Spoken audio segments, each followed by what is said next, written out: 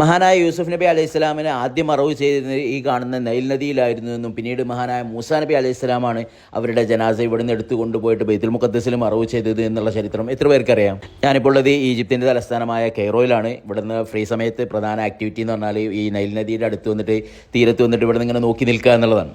അപ്പോൾ റസൂലുള്ളാഹി സ്വല്ലല്ലാഹു അലൈഹി വസല്ലമയുടെ ഒരു ഹദീസ് ഉണ്ട്. മഹാനായ അബൂ മൂസ അശ്അരി റളിയല്ലാഹു അൻഹു റിപ്പോർട്ട് ചെയ്യുന്ന ഒരു സംഭവമാണ്. റസൂലുള്ളാഹി സ്വല്ലല്ലാഹു അലൈഹി വസല്ലം സഹാബത്തും ഒരിക്കൽ ഒരു യാത്രയിലായിരുന്നു. അങ്ങനെ ഒരു അറാബിയായ ഒരു ഗ്രാമീണൻ റസൂലുള്ളാഹി സ്വല്ലല്ലാഹു സഹാബത്തിനെയും സൽക്കരിക്കുകയും അദ്ദേഹത്തിൻ്റെ വീട്ടിലേക്ക് വിളിക്കുകയും വേണ്ട സൗകര്യങ്ങളും കാര്യങ്ങളൊക്കെ ഒരുക്കി കൊടുക്കുകയും ചെയ്തു. അങ്ങനെ റസൂലുള്ളാഹി സ്വല്ലല്ലാഹു കുറച്ച് സമയം അവിടെ ചെലവഴിച്ച് അവിടെ നിന്ന് പോകുന്ന സമയത്ത് എന്ത് ചെയ്തു, ഈ ചെയ്ത സൽക്കാരത്തിനും ഈ ഒരു സഹായത്തിനൊക്കെ പകരം എന്തെങ്കിലും കൊടുക്കണമല്ലോ. അപ്പോൾ റസൂലുള്ളാഹി സ്വല്ലല്ലാഹു അറാബിനെ വിളിച്ചിട്ട് പറഞ്ഞു, സൽ ഹാജത്ത്, എനിക്ക് എന്താ വേണ്ടി ചോദിച്ചോ, ഞാൻ തരാം എന്നുള്ള രീതിയിൽ റസൂലുള്ളാഹി സ്വല്ലല്ലാഹു പറഞ്ഞു എന്നാണ്.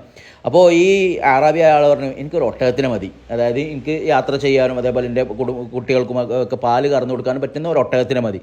അപ്പോൾ റസൂലുള്ളാഹി സ്വല്ലല്ലാഹു അലൈഹി വസല്ലം അത്ഭുതത്തോട് ചോദിച്ചു, അജസ്തു മൻ തകൂനു മിസ്ല അജൂസ് ബനി ഇസ്രായേൽ, ബനു ഇസ്രായേൽ ആ വല്യമ്മനെ പോലെ ചോദിക്കാൻ എന്താണ് നിങ്ങൾക്ക് ഒരു കുറവ്, അല്ലെങ്കിൽ എന്താണ് നിങ്ങൾ അങ്ങനത്തെ ചോദ്യം ചോദിക്കുക? നിങ്ങൾ അതായത് റസൂലുള്ളാഹി സ്വല്ലല്ലാഹു അലൈഹി വസല്ലം അള്ളാഹിൻ്റെ റസൂൽ ചോദിക്കാൻ എനിക്ക് എന്താ വേണ്ടി ചോദിച്ചു എന്ന് പറയുമ്പോൾ എനിക്കൊരു ഒട്ടകത്തിന് വേണം, എന്തുകൊണ്ട് നിങ്ങൾക്ക് അതിലും വലിയ കാര്യങ്ങളൊക്കെ ചോദിച്ചുകൂടാ എന്നുള്ളത്. അപ്പോൾ അതിനൊരു ഉദാഹരണം പറയുകയാണ്, നിങ്ങൾക്ക് എന്തുകൊണ്ട് ബനു ഇസ്രായേൽ ആ വല്യമ്മ ചോദിച്ചതുപോലെ വലിയ ചോദ്യങ്ങളൊക്കെ ചോദിക്കാൻ എന്തിനാണ് മടി കാണിക്കുന്നത് ചോദിക്കുന്നത്. അപ്പോൾ സഹാബത്ത് ചോദിക്കുക, യാ റസൂലല്ലാഹ് വമാ അജൂസ് ബനി ഇസ്രായേൽ, ബനു ഇസ്രായേൽ ആ വല്യമ്മ എന്താണ്, ആരാണത്, അവർ എന്താണ് അവരുടെ ചരിത്രം എന്ന് അറിയാൻ വേണ്ടിയിട്ട്. അപ്പോൾ റസൂലുള്ളാഹി സ്വല്ലല്ലാഹു അലൈഹി വസല്ലം പറയാണ്, മൂസാ നബി അലൈഹി സ്വലാം, ഇന്ന മൂസാ അലൈഹി സ്വലാം ലമ്മ സാറ ബനി ഇസ്രായേൽ മസ്ർ, അതായത് ബനു ഇസ്രായേലിൽ ഫിർഔന്റെ ശല്യം സഹിക്കാൻ കഴിയാതെ ബനു ഇസ്രായേലുകാരെയുമായിട്ട് മൂസാ നബി അലൈഹി സ്വലാം ഈജിപ്തിൽ നിന്ന് പോവാണ്. അങ്ങനെ പോകുന്ന സമയത്ത് കുറച്ചു കഴിഞ്ഞപ്പോൾ ബല്ലുത്തൊരീക്ക്, അതായത് കുറച്ച് കഴിഞ്ഞപ്പോൾ വഴി കാണുന്നില്ല, വഴിയില്ല, ഇനി മുമ്പോട്ട് പോകാൻ വഴിയോ കാര്യങ്ങളോ ഇല്ലാത്ത ഒരു സാഹചര്യം വന്നു. അപ്പോൾ മൂസാ നബി അലൈഹി സ്വലാം ചോദിച്ചു, എന്താ ഇപ്പോൾ വഴിക്കെന്ത് പറ്റി, എന്താ വഴിയൊന്നും മുമ്പിൽ കാണാത്തത്? അപ്പോൾ അവരുടെ വലിയ പണ്ഡിതരും പ്രായമുള്ളവരൊക്കെ പറഞ്ഞു, വഴി കാണാത്തതിൻ്റെ കാരണം എന്ന് പറയുന്നത് മഹാനായ യൂസുഫ് നബി അലൈഹി സ്വലാം വഫാത്താകുന്ന സമയത്ത് എന്ത് ചെയ്തു, ഞങ്ങളുമായിട്ടൊരു കരാറുണ്ടാക്കിയിരുന്നു. അതായത് യൂസുഫ് നബി അലൈഹി സ്വലാം 120-ാമത്തെ വയസ്സിലൊക്കെയാണ് വഫാത്താകുന്നത്. ആ സമയത്ത് ഞങ്ങൾ വഫാത്താകുന്ന ഞങ്ങളോട് കരാറുണ്ടാക്കിയിരുന്നു, നിങ്ങൾ എന്തെങ്കിലും ഈജിപ്തിൽ നിന്ന് ബനു ഇസ്രായേലുകാർ മൊത്തം പോവുകയാണെങ്കിൽ എന്ത് ചെയ്യണം, എൻ്റെ ജനാസയും കൂടി നിങ്ങൾ ഇവിടുന്ന് കൊണ്ടുപോകണം, അതായത് എൻ്റെ ജനാസ ഇവിടെ ഇട്ടിട്ട് നിങ്ങൾ പോകാൻ പാടില്ല എന്നുള്ളൊരു കരാറുണ്ടാക്കിയിരുന്നു. ഒരു പക്ഷേ അതുകൊണ്ടായിരിക്കും വഴി കാണാത്തത്. അപ്പോൾ മൂസാ നബി അലൈഹി സ്വലാം ചോദിച്ചു, എവിടെയാണ് മഹാനായ മൂസാ നബി യൂസുഫ് നബിനെ മറവ് ചെയ്ത്? അപ്പോൾ പറഞ്ഞു, ഞങ്ങൾക്ക് അറിയില്ല എവിടെ മറവ് ചെയ്ത്. അപ്പോൾ ചോദിച്ചാൽ ആർക്കും അറിയില്ല. അപ്പോൾ ഇങ്ങനെ ഒരു പ്രായമുള്ളൊരു വല്യമ്മയുണ്ട്, അവർക്ക് അറിയാമായിരുന്നു, കാരണം അവരാണ് ഏറ്റവും പ്രായമുള്ള ആളും ഒരു വല്യമ്മയാണ്. അപ്പോൾ മൂസാ നബി അലൈഹി സ്വലാം ഈ വല്യമാരുടെ അടുത്ത്, ബനു ഇസ്രായേലിലെ വല്യമാരുടെ അടുത്ത് പോയിട്ട് ചോദിച്ചു, ഇങ്ങനെ യൂസുഫ് നബി അലൈഹി സ്വലാമിൻ്റെ ജനാസ എവിടെയാണ് മറവ് ചെയ്ത്, നിങ്ങൾക്ക് അറിയോ? അപ്പോൾ അവരോ നിങ്ങൾക്ക് അറിയാം, എന്നാൽ പറഞ്ഞു തരുമോ ചോദിച്ചപ്പം പറഞ്ഞു തരില്ല എന്നാണ്, കാരണം എനിക്ക് എന്ത് ചെയ്യണം, പകരം എന്തെങ്കിലും കിട്ടണം. അപ്പോൾ മൂസാ നബി അലൈഹി സ്വലാം ചോദിച്ചു, നിങ്ങൾക്ക് എന്താ പകരം വേണ്ടിയത്, പറഞ്ഞു തരുന്നതിന് എന്താ പകരം വേണ്ടിയത്? അപ്പോൾ അവർ അക്കൂനു മാക ഫിൽ ജന്ന, ഞാൻ നിങ്ങളെ കൂടെ സ്വർഗ്ഗത്തിലാവും എന്ന് നിങ്ങൾ ഉറപ്പ് തന്നാൽ, ആ വാക്ക് നിങ്ങൾ പാലിച്ചാൽ, അല്ലെങ്കിൽ എനിക്ക് നിങ്ങളെ കൂടെ സ്വർഗ്ഗം തന്നാലും നീ പകരം ഞാൻ പറഞ്ഞുതരാം. അപ്പോൾ മൂസാ നബി അലൈഹി സ്വലാമിന് അത് കൊടുക്കാനൊരു കരിയ, അതായത് അങ്ങനെ ഒരു താല്പര്യം ഉണ്ടായിരുന്നില്ല, അല്ലെങ്കിൽ അങ്ങനെ ഒരു ഇതിന് പകരമായിട്ട് അത് കൊടുക്കണം എന്നുള്ളത്.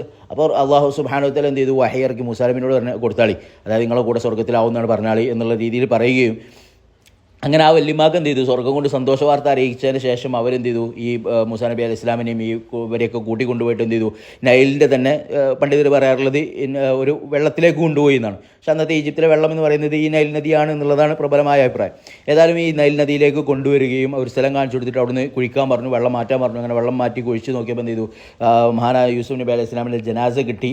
ആ ജനാസ കിട്ടിയിട്ട് എന്ത് ചെയ്തു, അവന് മൂസാ നബി അലൈഹി സ്വലാമും അവരൊക്കെ ആ ജനാസ എടുത്തപ്പോൾ വഴി എന്ത് ചെയ്തു, അവർക്ക് ഓപ്പണായി പോകാനുള്ള വഴി പിന്നെ കാണാൻ തുടങ്ങി. അതിലെ കാണാത്ത വഴി എന്ത് ചെയ്തു, കാണാൻ തുടങ്ങി. അങ്ങനെ അവരെ ജനാസയുമായി പോയിട്ട് എന്ത് ചെയ്തു, ബൈത്തുൽ മുഖദ്ദസിൽ രണ്ടാമത് മറവ് ചെയ്തു മഹാനായ യൂസുഫ് നബി അലൈഹി സ്വലാമിന്. അപ്പോൾ ആ ഒരു സംഭവം എപ്പോഴും ഈ നൈല് കാണുമ്പോൾ ഇങ്ങനെ ഓർമ്മ വരും. മഹാനായ യൂസുഫ് നബി അലൈഹി സ്വലാമിന് ഈ നൈലിൻ്റെ വെള്ളത്തിൽ എന്തിനാണ് മറവ് ചെയ്ത് വെച്ചാൽ, യൂസുഫ് നബിനെ അന്നത്തെ സമുദായത്തിന് ഭയങ്കര ഇഷ്ടമായിരുന്നു എന്നാണ്. അപ്പോൾ അവർ വഫാത്താകുന്ന സമയത്ത് പലരും വാശി പിടിച്ചു, അവിടെ മറവ് ചെയ്യണം, ഇവിടെ മറവ് ചെയ്യണം, ആ ബർക്കത്ത് ഞങ്ങൾക്ക് കിട്ടണം, ഞങ്ങളുടെ വീട്ടിൽ അല്ലെങ്കിൽ ഞങ്ങളെ സൗകര്യം, അങ്ങനെ എല്ലാവരും പിടിവാശയായി എവിടെ മറവ് ചെയ്യുന്നു. ആ സമയത്താണ് എന്ത് ചെയ്ത്, അന്നത്തെ പണ്ഡിതർ പറഞ്ഞത്, നിങ്ങളെല്ലാവരും എന്ത് ചെയ്തോളൂ, നൈൽ നദിയിൽ അവരെ ജനാസ മറവ് ചെയ്തോളൂ. അപ്പോൾ സ്വാഭാവികമായിട്ടും അവരുടെ ആ ഒരു ശരീരത്തിൽ കൂടി ഒഴുകുന്ന ആ വെള്ളം നിങ്ങൾക്ക് എല്ലാവർക്കും എന്ത് ചെയ്യും, ബർക്കത്ത് കിട്ടും. അതുകൊണ്ടാണ് അത്ര അവർ ആദ്യമായിട്ട് ഈ നൈൽ നദിയിൽ മറവ് ചെയ്തത്. പിന്നീട് മൂസാ നബി അലൈഹി സ്വലാമാണ് എന്ത് ചെയ്ത്, അവരെ എടുത്തുവിട്ട് ഇന്നത്തെ 2 സ്ഥലത്ത് പറയുന്നുണ്ട്, ബൈത്തുൽ മുഖദ്ദസിലും അതേപോലെ ഫലസ്തീനിലെ നാബ്ലസോ അങ്ങനെ പറയുന്നൊരു സ്ഥലത്തും 2 സ്ഥലത്തും പറയുന്നുണ്ട് അവരെ ജനാസ ഉണ്ട്.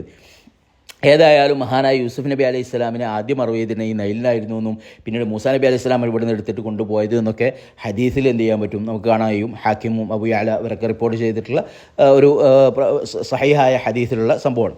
അപ്പോൾ നൈൽ നദിയും മൂസാ നബിയും അതേപോലെ യൂസുഫ് നബി അലൈഹി സ്വലാമും ഒക്കെ ഉള്ള ഈ ചരിത്രം പറയുന്നത്, അള്ളാഹുവിനോടും റസൂലിനോടൊക്കെ ചോദിക്കുന്ന സമയത്ത് എന്ത് ചെയ്യുക, നല്ല വിശാലമായിട്ട് ചോദിക്കുക. അതായത് ഒരിക്കലും എന്ത് ചെയ്യരുത്, എനിക്കൊരു ഒട്ടകം, ഒരു കാറ്, ഒരു ലോറി, ഒരു പെര അങ്ങനെ ചോദിക്കരുത്.